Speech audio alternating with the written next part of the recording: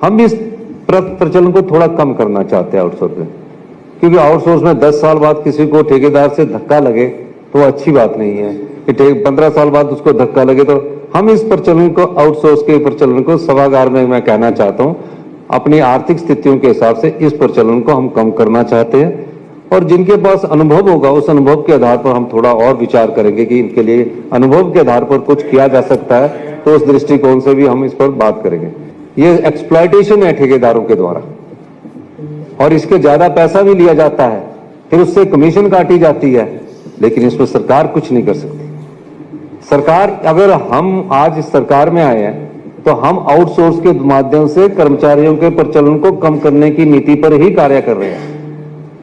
हम कम ही कर रहे हैं उनको, ताकि एक समय आए उनको एक आशा हो कि चाहे छोटे पद पर लगाओ, लेकिन उसको सरकार की रोजगार से संरक्षण प्राप्त हो। जैसे आउटसोर्स पॉलिसी को लेकर सरकार का क्या विचार है? क्या आगामी समय में खत्म करना चाहेंगे आप आउटसोर्स पॉलिसी? आउटसोर्स भी एक शोषण है। जी बिल्कुल, शोषण तो है, एक शोषण है, ठेकेदार के पास ज्यादा है जी। लेकिन अभी इमीडिएटली भरने हैं तो आउटसोर्स पर भरने हैं, लेकिन मैं चाहूंगा कि आउटसोर्स धीरे धीरे कम करके हमें चाहे रेगुलर नियुक्तियां करनी है, सरकार में किसी की प्रकार से नियुक्ति करनी है, ताकि वो जिंदगी भर ये सोच सके कि मेरा जीवन सेफ है।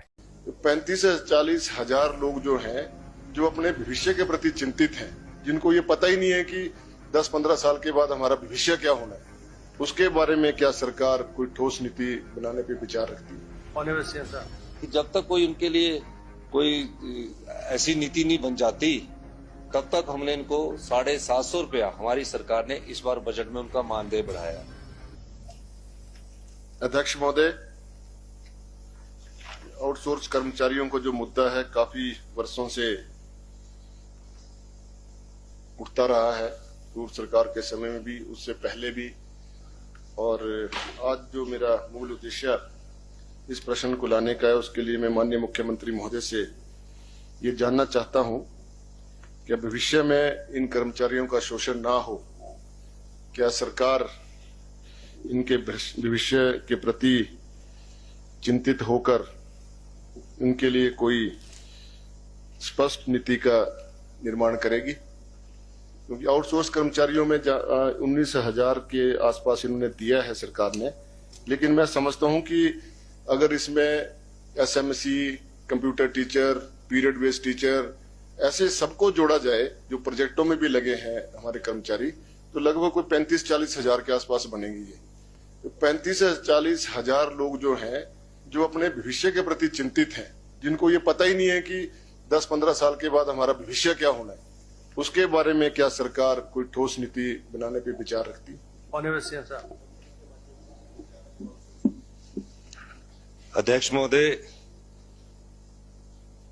जो हमारे माननीय सदस्य ने कहा, बड़ा गंभीर विषय है और काफी समय से ये सरकार आती है, इन विचारों के लिए मांग उठती है।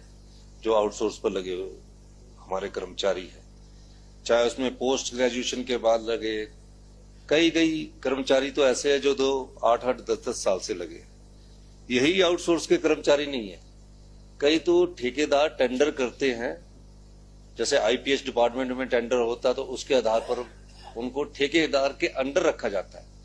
कुछ इलेक्ट्रॉनिक्स कारपोरेशन के अंडर रखे गए हैं, और पिछली सरकार ने भी उसमें प्रयास किया, और उस प्रयास में वो अंतिम समय में प्रयास था जिसमें भी उन्होंने भी ये कहा कि जो सरकार है इसको निकाले ना, या इस दृष्टिकोण से देखा जाए, पर कोई नीति लेके उसमें कंक्रीट नहीं आई, क्योंकि ये नीति लेने में क्या अड़चने हैं उस बारे में हम विचार कर रहे हैं। मेरा ये मानना है, एक बहुत बड़ा वर्ग हमारा हिमाचल के युवाओं का आउटसोर्स पर लगा हुआ है। इस दृष्टिगत से हमारी सरकार ने इस बार, हमने बजट में ये प्रावधान किया कि जब तक कोई उनके लिए कोई ऐसी नीति नहीं बन जाती, तब तक हमने इनको 750 रुपया, हमारी सरकार ने इस बार बजट में उनका मानदेय बढ़ाया।